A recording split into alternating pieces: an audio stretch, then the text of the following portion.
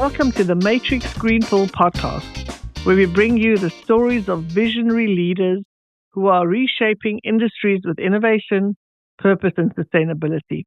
I'm your host, Hilmarie Hutchison, and today's guest is a true change maker in the beauty industry. Mukta Purain is the founder and CEO of Miss Palatable, a platform dedicated to redefining beauty through ethical, sustainable, and transparent practices. Today, we'll dive into her journey, the rise of conscious beauty, and what the future holds for sustainable skincare. Mukta, welcome to the show. Hi, thank you for having me. So, can you take us back to the beginning?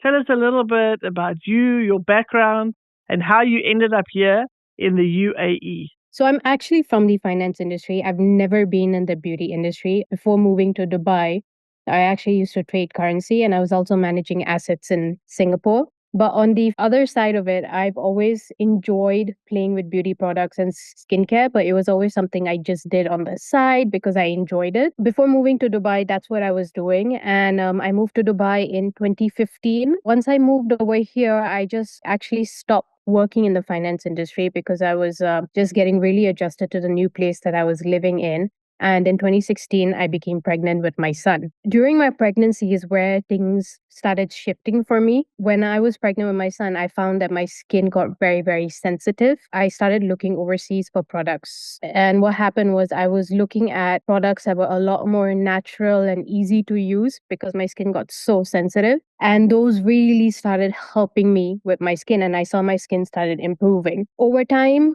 throughout the pregnancy, I just found myself constantly purchasing overseas. And I started getting really frustrated with that. And I found that, there was a huge market gap within the UAE when it came down to this segment of the beauty industry. And this whole space and segment was in the clean beauty space, which I saw was really growing in the US, Europe, and Australia. And that's really where the idea of Miss Palatable started to come about. In 2017, with my newborn son, I made the decision that I was going to start an e-commerce store that would cater specifically to these types of brands. And that's really where the journey started. When you first came to the UAE, that was not your mission, that was not your plan. But because of your own personal experience in not being able to find the kinds of products that you were looking for, you then decided that there's no solution, so you better create one. So that's absolutely brilliant. So let's talk about Miss Palatable. Can you just tell us a little bit about the brand? Sure. So Miss Palatable is a conscious beauty platform. We cater specifically to conscious beauty brands. We curate them from all over the world, as well as what's really exciting right now is that we are in an era when it comes down to the Middle East and the UAE market where we're starting to see a lot more homegrown brands, a lot more distributors catering specifically to the clean beauty space. I find ourselves now becoming more of this hybrid platform where not only are we bringing in beauty brands, but we're also starting to work with homegrown brands and listing them on our website as well. And you mentioned the shift that's happening in the beauty industry towards ethical and sustainable products. What challenges did you face in bringing clean beauty to the GCC market? So the initial challenges was, first of all, understanding how to bring the brands in. So there's a whole process when it comes down to registration with the Dubai municipality, which is not so straightforward, and also talking to the brands themselves when it comes down to documentation. But once we've passed that, the biggest challenge I would say was happening within the UAE, where we had to, I quickly realized that there was a lot of people who really didn't understand what clean beauty was, or that the space even existed in the beauty industry, because Dubai's always been very, very trend driven. So what is trending in the US market, what celebrities are wearing, that's always been the focus when it came down to the beauty industry over here. And the industry here has always been dominated by extremely large players. So that was a huge challenge in bringing in brand awareness I found that we had to really dive deep into our digital marketing, our social media to push out this level of messaging. We also started participating in community events, and that actually became a really good platform for us where we participated in these events. We were able to talk directly to the end user, the consumers, explain to them what's unique and different about the brands that we are curating on our website, having them be able to test the products and actually even see that these products are high performance, high quality products. It was a very organic move. It didn't happen overnight. It's been a snail pace in that sense, but I feel like biggest shift really happened in post COVID, where I think with everyone being at home, starting to be comfortable with shopping online and looking online about what's good for them, that huge awareness has really picked up post COVID. That's really excellent to hear. And as you say, it was not an immediate success, but it took you time to build it up. There was a lot of groundwork for you to build awareness, to do the SEO and the background things that was able to bring the platform to the awareness of the end user. I know that Miss Palatable also promotes transparency in beauty products. Can you please unpack that for us? What does it mean? Why is it so important? And how do you ensure that the brands you feature align with this vision? I believe that transparency is even more important today than it ever was before, just because we are living in a world where information is abundant. There's so much information and access to it on the internet and social media that it's really become important for brands to be a lot more responsible and to promote transparency within their brands as well. I think the biggest issue that's been happening, especially recently, is that the younger generations are watching content on Instagram and TikTok and believing that whatever content that they're seeing that are being put up by different influencers is the truth. That's usually not the case. I mean, a lot of the content that's going out is purely just for content and not really from an education perspective. So that's why I think as brands that, it's our responsibility to be transparent. And that's why when I'm curating brands, I'm really looking at that. And what's nice with us, what's been great with me is that I work directly with the brand founders. So I'm able to have conversations about these things with the brand founders and really understand their why. Why have they started the brands? How have they been able to formulate, bring the products to life? Why do these products exist? So that level of curation is happening on our end before we even bring a brand on board. When it comes down to the products themselves, we are looking at all of their ingredient lists. We're looking and we're making sure that what they're saying is the use case of the products and what the ingredients are. They correlate with each other. So from our end, like we're always focused on the groundwork before we bring on any brands. And that's really important to us because I believe over the years we've built a level of trust with our customers. And there's a certain expectation that comes out of products that we launch on Miss Palatable that it is our responsibility to make sure that we are very transparent in that sense. I love that. So you are not choosing the product where you're going to have the biggest margin and make the most money. You are very careful to do your homework, to find out about the founders, the product, their why, so that products that you are putting on your platform, you have vetted absolutely so that consumer can be very sure that it contains the product and it's in alignment with the philosophies of Miss Palatable. Yes, exactly. Another one of your key philosophies is buy less but buy better. Why do you think mindful consumption is so crucial in today's beauty industry? I think it's the same philosophy as why even within fashion there's so much conversation that's happening between fast fashion and slow fashion. So it's the same thing that's happening within the beauty as well. You've got all of these big players in the beauty industry who are constantly churning out new SKUs because, for example, lip oils are now trending. So now we have 100 new lip oils that have come up in the market because of the big brands. And the whole idea is to jump on the bandwagon and, of course, make money out of it. There's a whole aspect of sustainability that is also focused on mindful consumption, right? I think sometimes when it comes down to sustainability, we're always focused on especially within the beauty industry, focused on packaging? Or are we using sustainable packaging? Or are we using sustainable ingredients? The bigger problem that we should be focusing on from a sustainable perspective is actually consumption. Just as slow fashion is a thing, slow beauty should also be a thing. Even on social media, we've got haul videos which create FOMO, fear of missing out, and that leads to customers buying more products. If you really take a step back, do you really need 20 lip oils on your vanity? The answer is probably not. That's why on Miss Palatable as well, even when we are curating brands, we're really, really mindful about the kind of brands that we bring on board and the pace that we bring products and brands on board. We're not bringing in 100 different brands on board. Like there are tons of marketplaces that are happy in building the biggest portfolio. But for us, we look at it more from a boutique standpoint, in a sense that we're okay with only bringing on board maybe 2 new brands in a year. But that's our way of promoting slow beauty. Very responsible.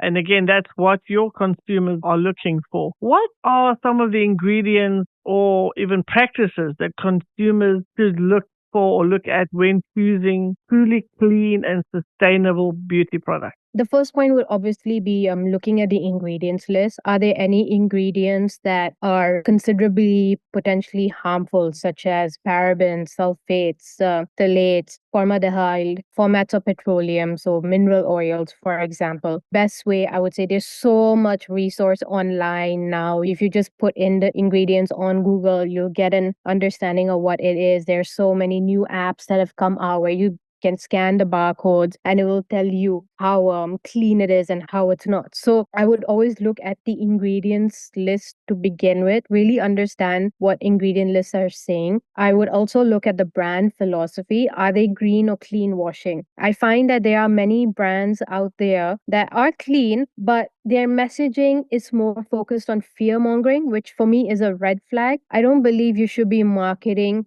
fear. I feel like it should be more of an alternative, such as, if you are using this lip product from this brand, but you're looking at switching things up, maybe living a little more of a clean lifestyle, here's an alternative. That's the way I feel marketing should be. If you're using this product, you're going to die. So please use this. Please use our clean beauty product. So in that way, I feel that's one of the bigger concerns when it comes down to the clean beauty industry, and consumers should be looking at this as well. And it's easy; you can see it on social media and how responsible the brands are. Sort of along the same lines, you are reshaping beauty standards by advocating for authenticity and inclusivity. How do you challenge conventional beauty norms through Miss Palatable? For us, I believe the first step is keeping things affordable. There is a perception and stereotype that clean beauty, natural, organic cosmetics, skincare is a lot more expensive compared to your normal brands. So that's one thing that we always try and maintain. We try and maintain prices. So if the brand, for example, is selling in the UK and now it's being sold in the UAE, the price differences are not going to be very high. So that's something that we're very conscious about. The second thing is that we're not only curating brands within the UAE, but we're also curating brands from all over the world. And this is a conscious effort because every region in the world has different beauty philosophies and beauty traditions. And that's what's really fascinating. And I find that makes discovery of new brands a lot more fun, especially when you're able to discover new styles of products, new traditions that you may not have even heard of. So, for example, we also stock an Ayurvedic brand. We stock a brand from that uses Brazilian oil nuts and they create hair care out of it. So, I find that's really interesting. Inclusivity in clean makeup. Yes, it is still a bit of an issue, especially when it comes down to color makeup, when it comes down to foundations, for example, concealers. But this is something that we're seeing changes occur in, especially new and upcoming brands. In fact, I would say that we're seeing more of that inclusivity happen in local homegrown beauty brands where they are being created and built for the skin tones and the skin color of the Middle Eastern woman.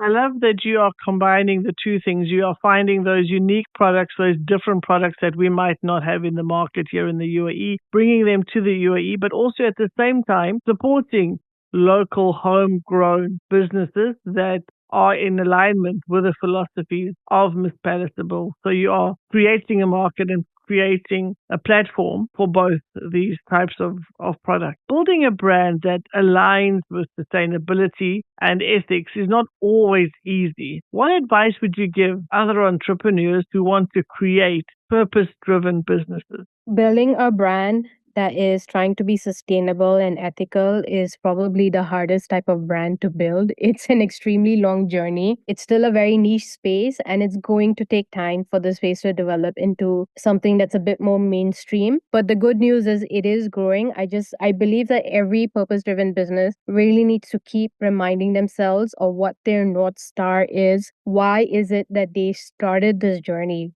And that's really going to help them pull through, especially when it comes down to the tough times. When things are not really going your way, it's even more important to remind yourself why you were doing it and have that motivate you to keep pushing forward.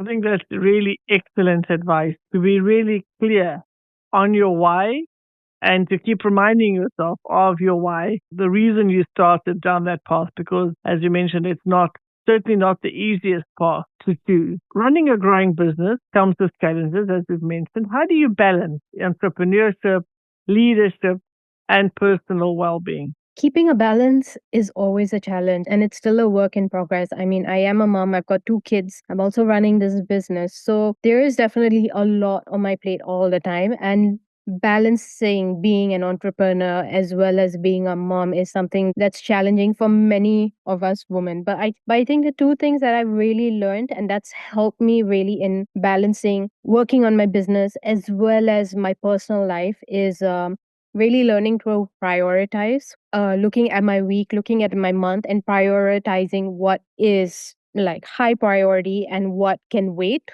Other thing I've learned is learning to say no. I mean, there are 100 things, especially when you're living in Dubai, happening every week, and it is absolutely impossible to be everywhere at the same time. That again comes down to prioritizing where I have to be and where I cannot say no, and where I don't really need to be and I should say no. Yeah, again, some really useful tips. So, first of all, setting the priorities, putting less important things and less important tasks on the back burner.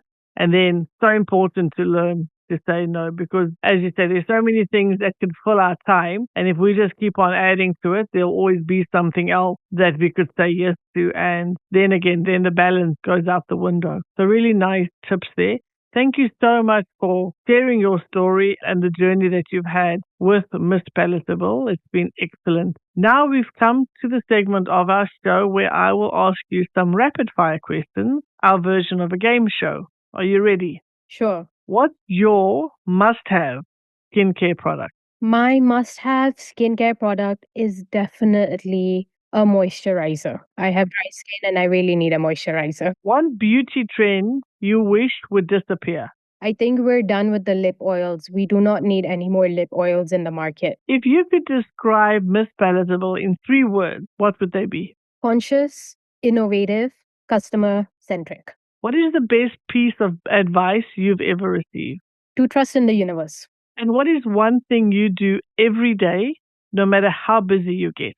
The one thing that I do every day is I at least try and get my steps in. Opportunity to clean your mind, clean your thoughts, and get some blood flowing. Very good. Well, thank you for playing along. That was easy enough. Now I would like to ask you our signature question. What green pill advice would you give to your younger self? I would tell her to enjoy the journey up ahead for her. It's going to be unexpected. There are going to be moments where she is going to be very unsure of whether she's making the right decision or not, but to trust in the universe, to trust that everything is going to come together in time. And she just needs to keep going and doing whatever she feels in her gut is what she needs to be doing. Really good advice for your younger self and also good advice for us and our audience. Thank you so much for sharing that with us. Mukta, your passion for ethical beauty and sustainability is truly inspiring. It's exciting to see how Miss Palatable is redefining the beauty industry and empowering consumers to make informed decisions or informed choices. Before we sign off, where can our listeners connect with you and explore Miss Palatable conscious beauty products?